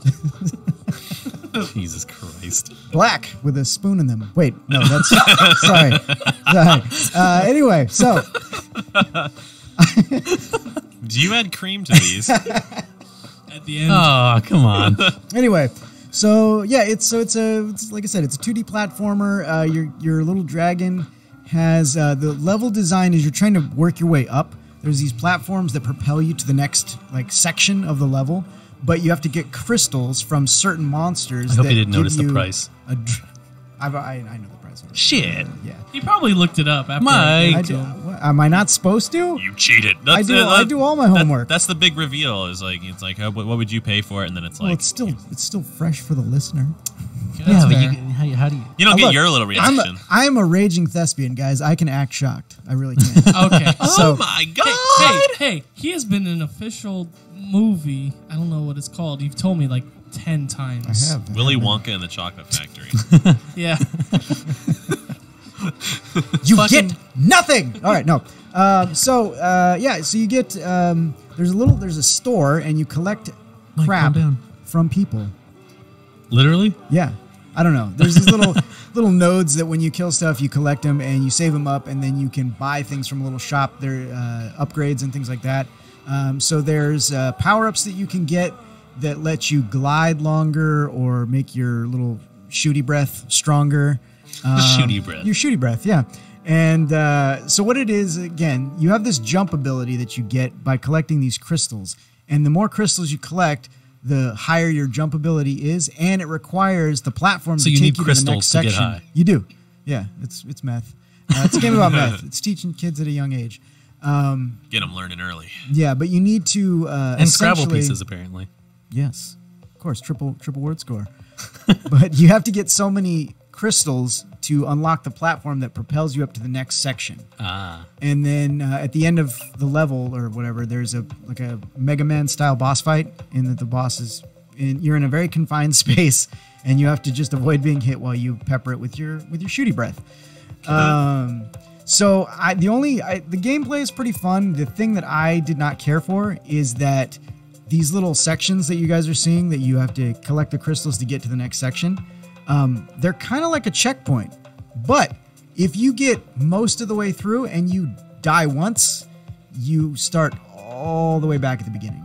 And I can imagine as the game goes on and it gets harder, that becomes a giant pain in the ass. Yeah, and because it's very, there's not a lot of variation, I died a couple of times and I was like, I'm over it.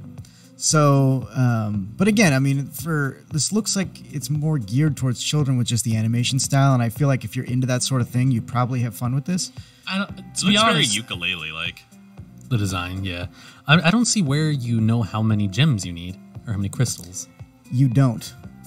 They're just so the monsters that have the crystals inside them, the crystals kind of swirl around the outside of the monster. Once you've collected enough crystals to unlock the platform, I think there's like an indicator on the map that kind of points you in the direction of the platform. Okay. That shoots you up to the next section. And when you do, it removes all the crystals that you have.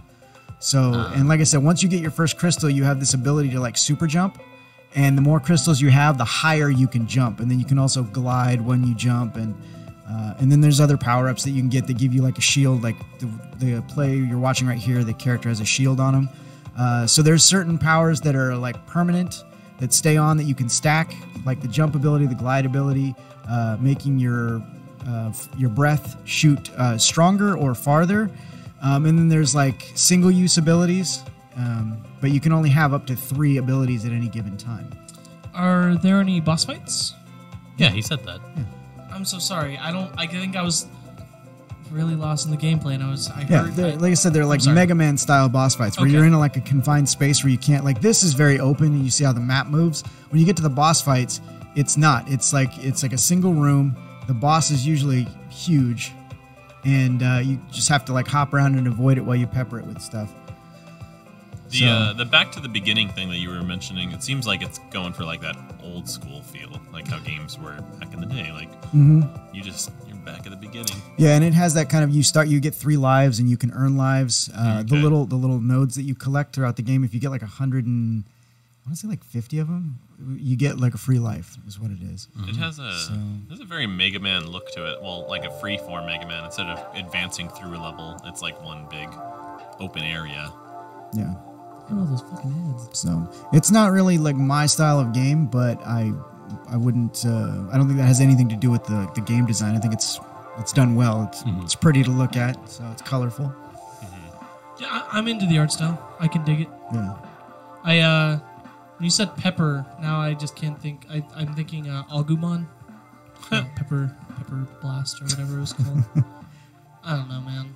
I just work here. Superpowers. So, at the whopping price of $9.99. Whoa! Easy, guys. It's on sale right now. Oh, yeah, for $9.50? No, it's you can get it for $5.99 on Steam. Oh, there it's available on the Switch, Xbox One, and on Steam. I noticed on Switch it's $12. Oh, on weird. Xbox, the Xbox store, it's $9.99. And now you told me on Steam it's $5.99. Steam, it's normally $11.99, and it's on sale for $5.99 right now. Oh, so it must be on sale. Maybe it's on sale on Xbox as well, and it's supposed to be $12. I've noticed that not all platforms do sales at the same time. Yeah, so it may not be. Nintendo hardly does sales. Okay, well, when it's not on sale, it's anywhere between $9.99 and $12. Yes. Would you recommend this? At Well, $12. Sure, at $12, let's say. So again, that's the boss fight stuff right there. Hey, look at you're that. Saying. So if this is the kind of game that you're into, then I would say yes, $12 is definitely a fair price for what you're getting here. But me personally, I wouldn't, because it's just I'm not into that sort of. It's not your great. You would not pay your jam. 99 It's not. cents for this. I know. You would not pay for this. I wouldn't pay for this, but that's just, again, it's not my style of gaming. But like I said, if you're into platformers and kind of the Mega Man style of thing, then I would absolutely say this is worth the money. You have an idea of what you would value the game at? Like, for $1. No, $1, Bob. no, I think it's a fair price. it's a fair For- price yeah. at $12. Mhm. Okay. Yeah. There we go. That's all the games we got. Yeah. So So fuck off. yeah, that's that's it. Come on, Not now. the Well, audience, Andrew. I mean, I've been playing a couple other games throughout the week. I mean, I have too. So, I've been playing. I've been playing a little bit more God of War, the new one. Oh God, it's so good. Did you just I just clean yeah, yourself? yeah, a little bit. I just Googled towel in myself here? a little bit. I don't have a spare pair of pants, and so. It's okay. It's Oh, we I- took your car anyways. So exactly. It's still good. There's nothing more I can really add to from last week, other than it's amazing. Dad of War is the best Dad of War.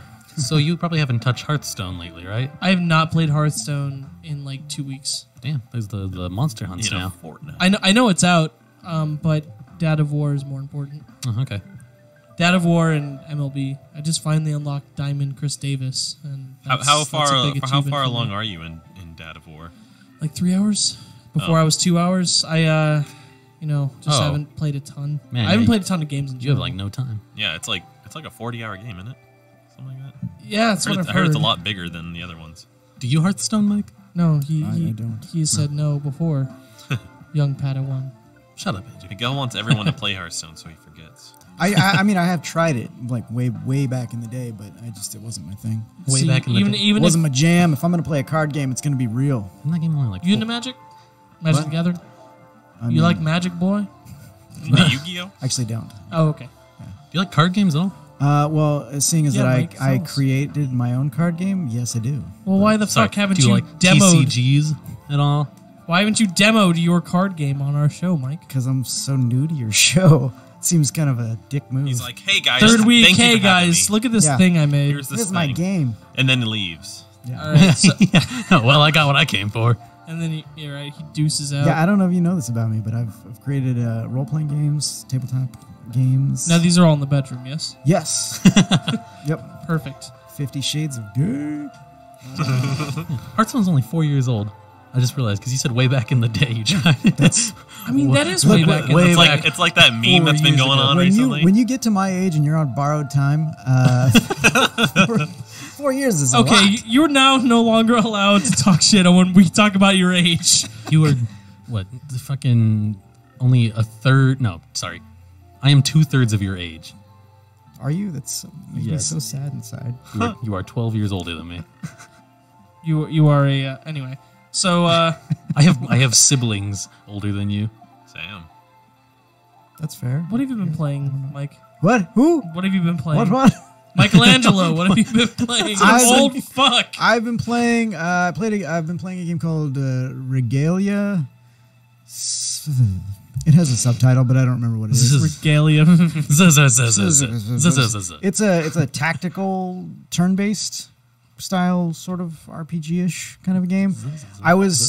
When I saw the ad for it, I was thinking like Final Fantasy Tactics, and I got real excited. It is not like that at all. Oh, bummer. And it's okay, but it's not great. There's some very clumsy mechanics to it. And what annoys me is that when you go out on your questing, you can take a party of up to 6 characters, but when you get into combat, you can only take 4 of them into combat, and it's Ugh. so the combat's kind of. But It's kind of what is but it I mean, like? when you look at the game visually, it reminds me a lot of Final Fantasy Tactics, and the actual story is very funny. It looks like There's a lot of comedy. It's fully voiced, and it's very humorous. So that much of it I really do enjoy. But I just wish I enjoyed the actual gameplay a little bit more. the saving mechanics, there's only certain places you can save. So when you go on a quest and you get to a dungeon, the dungeon takes so many days for you to explore it. And what it is there's just different nodes that you go to. Some nodes are a text-based adventure sort of thing, where you make selections, and based on your decisions, you either succeed or don't succeed. And then there's combat. You can't save when you get into a dungeon except for one node that is your camp node. And when you go to camp, you can revive characters that die in battle, or you can save. The reason I find that annoying is because the combat's so difficult. Which game is this? Regalia. Of men and monarchs. Yes, of men and monarchs. I feel like I should have done this in the British. So I've been playing Regalia of men and monarchs, and there's men and monarchs involved in said game. 10 out of 10. That's all you need. Men and monarchs? Yeah. Maniacs? Maniacs. It's got anime girls in bikinis. Yeah, the anime Does is it? very cartoony. Well, anime Connor style. just bought it now. Yeah, just it was weird. I was looking at like the main characters, and it's like, why are they all anime? And then there's that bald dude and the old guy, and they look all like fantasy, Yeah. like they would be out of fucking Dragon's Crown or something. Well, there's Dragon's Crown's pretty anime-like. it's one of those It's games that, where it's that whole fairy tale anime. it's Japanese. It's like SNK and shit, not anime, yeah, it's one of those games where like every female character is like super hot for no reason. right? Sure. That's like every game. Yeah, I can agree with Okay. that. So, But I it wanna- also it has one of those mechanics too, where when you're on a map and you're moving around, if say there's a door here, but Miguel's here, Yo, it'll be like the cursor will be on Miguel, and the door's in a position where it's super awkward, and you can't select the door. You just want to leave, but he's so close to the door that it won't select the door, and so you can't leave. Now, there is a way to cycle to the door, but the game does not tell you how to do that. I had to figure it out by practically breaking my controller out of frustration, and I just happened to hit the right button, and it was like, boop, and I was like, you motherfucker. Like, it was super frustrating. So, it's not a bad game. It's just there's some, like, clunky mechanics to it. Sure. So, I feel you. Wow. So, not worth the money I paid, by the way. how much is it? I want to say, $20. I want to say I paid around $20. Oof. So. Yeah, this doesn't. I mean, it looks fine. Oof, my bones. I would say, like, I don't think. Oof, ouch. Ouch. It's okay. It's meh. Okay, so oh no, by my account, all four of us yes, have seen the latest Marvel movie. uh-huh. Yeah. I'm pretty sure Mike at this point is Well, tired of talking about it. That's Seen it where twice. we have to say, Andrew like, has as I well. guess at this point we have to say spoiler warning if you haven't seen. Well, we can talk. Let's not talk about we spoilers. have, well, we know we will. We will. Oh. Just at first, we can talk non-spoilers, and then Okay, then we'll. I don't want to just be like right out. I'm like, oh, by the way, We're gonna be doing. Lightning McQueen dies. Uh-huh. What? Yeah, it was his last ka-chow, Mike. You didn't see? Rat bastard. So non-spoilers, very good, very good. Some shoddy writing, but very good. I wouldn't say very, but pretty good. Well, for me, very, it's very good for the MCU. That's It's fair. up there. I think even as a standard movie goer idea, it's good as a movie too. Yeah, it's pretty good. That's what Yeah. I'm saying. The reason, like I've told both of you individually, this is a lot better than the other MCU movies in the sense that it has time to breathe. It has a Right. 2 hour and like 40-minute runtime, and when it wants you to feel emotional, it lets you do that. It doesn't always end with a joke, You know- a lot of the MCU movies have an issue. What I'm blown away with about the whole thing is like how good it was, yet it had like it had the overarching storyline going on of Thanos collecting gems. Like that's the story. But it's like it had like 5 storylines going on as well and was like 40 characters. And it didn't feel overcrowded or Like the first Avengers. yeah, it wasn't God, like that movie was shit. See, like one fear that I had going in is that there was just going to be a clusterfuck of like here's 50 dudes punching Thanos. And that didn't happen. No, they didn't sprinkle it with dudes. Yeah. So, So- yeah, it's good. I do feel like the score, while it's good, it kind of, I felt like it jerked itself off a little bit. Just like every other MCU Yeah, movie. like, so when you first get introduced to the characters that are in it, it's like, at that point, that is when it, like, really, the score really gets loud, and it's just, bam, here is Thor. and at least in both screenings I went to, people just went nuts. However, on that same token, Still, man. like the score is really good when it needs to be more somber. Yeah. Oh, I do have, before we keep talking about the score, one big thing that's really cool. I really enjoy that the MCU does not reuse music. It's an original score every time. It's not like here's the theme song for this guy. That's Yeah. true. That is a mark for them. That's why people, you don't recognize music going on when it's the Marvel movies. It's like it's not like, oh, here's that theme. It's because it's different every movie. So Right. that, like, the fact that it is original music when you're listening to it, it's not the same Thor music you've heard 1,000 times. It's a new score. Yeah, So that's always nice. So just this movie, I find, has been very hard to review and talk about without spoiling, because there's literally spoils from like the very beginning of the movie all the way until the end of the movie. You just got to be strategic about it. I could easily evaluate the film without saying anything about the plot. Yeah, like I said, it lets you feel when it needs to. There's some See that? Yeah, that's a good way. there's to put it right some not great writing in it, but the performances of the actors kind of As outshine it's- it. Like even though the material isn't great sometimes with what they're working with, like the actual performances, particularly Zoe Saldana and Josh Brolin. Josh Brolin's fucking magnificent in this movie. I know, especially when you find out later. I told Miguel this. I don't know. You probably know this, but he was acting by himself most of the time. He was just by himself in a studio because of the reshoot schedule and the interference with Deadpool 2. He wasn't with any of the other actors, so Right. it would just be like, oh, And this person's talking, and then he goes back, and I'm like, holy shit. Yeah, because Thanos is entirely CG. Yeah. So Not only like, but even if he is entirely CG, you would think he would be like in a suit, and then like whoever he's talking to, him the out other there. actor would be. yeah, but Yeah. I think they There. had to have a big motherfucker standing out there because Thanos is giant. It's, No. I think the motion capture is just Yeah, it's like when Andy Serkis does it. Andy yeah. Serkis is Andy the little- Serkis is not a chimp. Well, and also like when so like for the behind the scenes stuff on Thor Ragnarok, when the director, when Taika was doing Korg, he was doing the mocap. is that but the they have director? but they have that's funny. They have a rod attached to his back with a face pasted on it that's yeah. at the appropriate height, so that when the actors are looking, they have the right sight line. So Yeah. that's what they would do. They would just have something for you to look at Exactly. to gauge the distance. So the fact that Josh Brolin wasn't on set more times than not only speaks to how good he is, but how good everyone else is in that film. When like just interacting with Thanos. exactly, just like looking up and seeing nothing but green, and you're still able to pull that emotion out. Mm-hmm. Fantastic. That, Yeah. I mean, they did themselves a favor by booking these big names yeah, of exactly. actors. So non-spoiler review. I personally I would probably say this is like a top 3 MCU movie for me.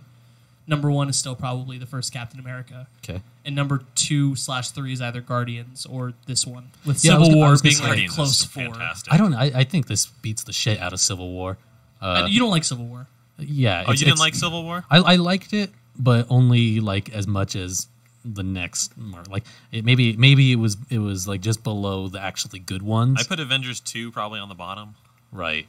Anyway, Yeah. well, okay, but let's not delve too far down this rabbit hole because I mean, we got time. Oh no, we're just going before we, like, if we are doing a spoiler review at all. okay, so I would probably give it quite honestly like an A.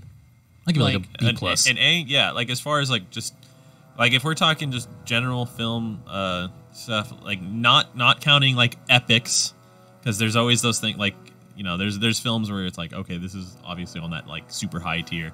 If we're just talking go to the movies, yeah, I got an A.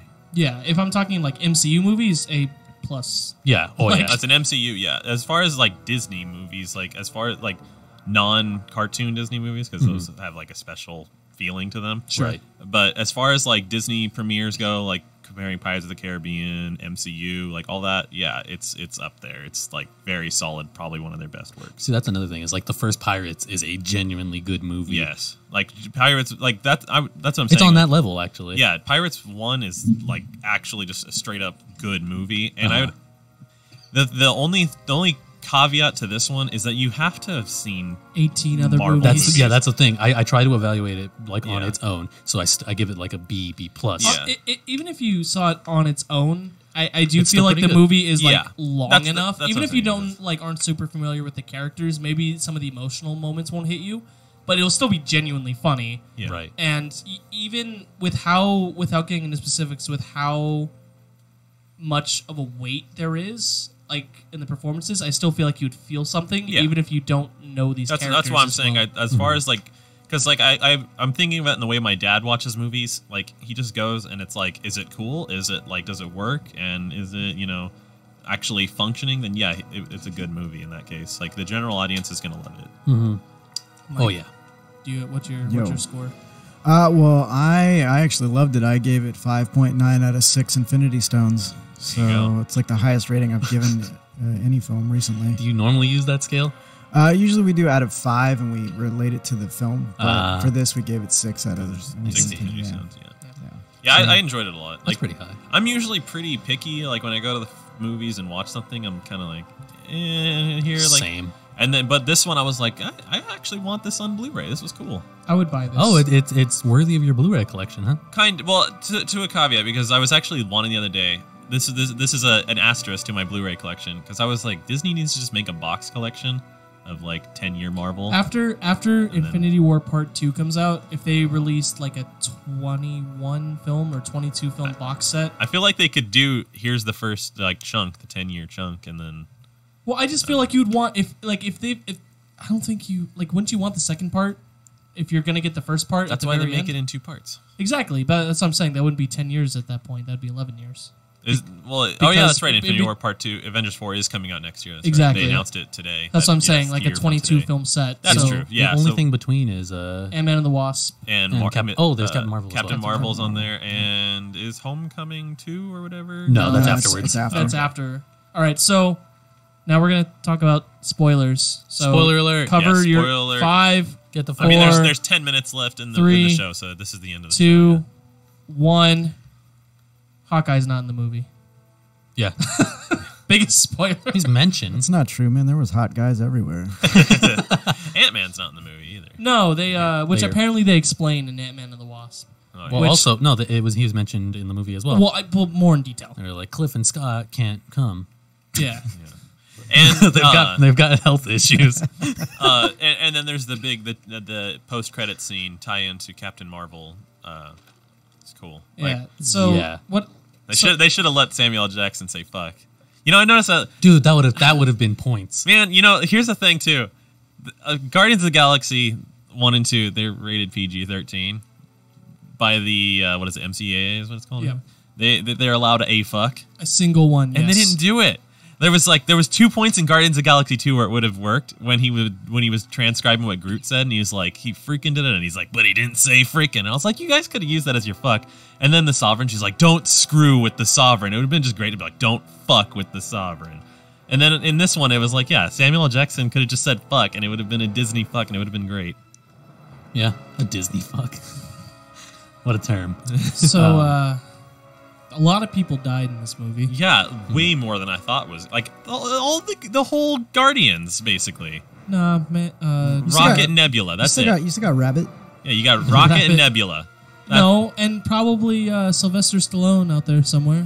He's not a Guardian. He's a Ravager, bro. Yeah, he's a Ravager. Get your shit You right. son of a bitch. Yeah, way more people. Plus, now, like, having Groot- not read Infinity Groot can War, come back. Just cut off a bit of Thor's handle, plant him, and there will be another Groot. hopefully. Yeah. I mean, well, Groot died. honestly, Captain Marvel's going to come in reverse time and fix everything.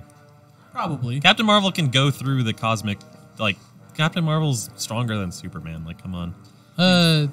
She can go through time, like, just, like, she can go to the quantum realm. Yeah, but that's not like a normal And thing she within has her. cosmic powers. Right, but that's everything. not like a normal thing in her like storyline. Still, though. The cosmic thing, yes, like that's Well, and even though they're not following the Infinity Gauntlet storyline, I They- feel they- like they they're are still, loosely. They're still going. The ramifications are probably still going to be similar. Someone else is going to get a hold of the Gauntlet and basically unfuck the universe. uh-huh. So The I mean, major let's plot face it, points have been the same. I really. The gauntlet is all broken up and shit I sincerely right doubt it is, but I really hope it's Hawkeye that does it, because like for so long everyone's been just saying like now. He's mortal, though, yeah. he's like well in the, I mean, I guess this might go into spoilers for the second one.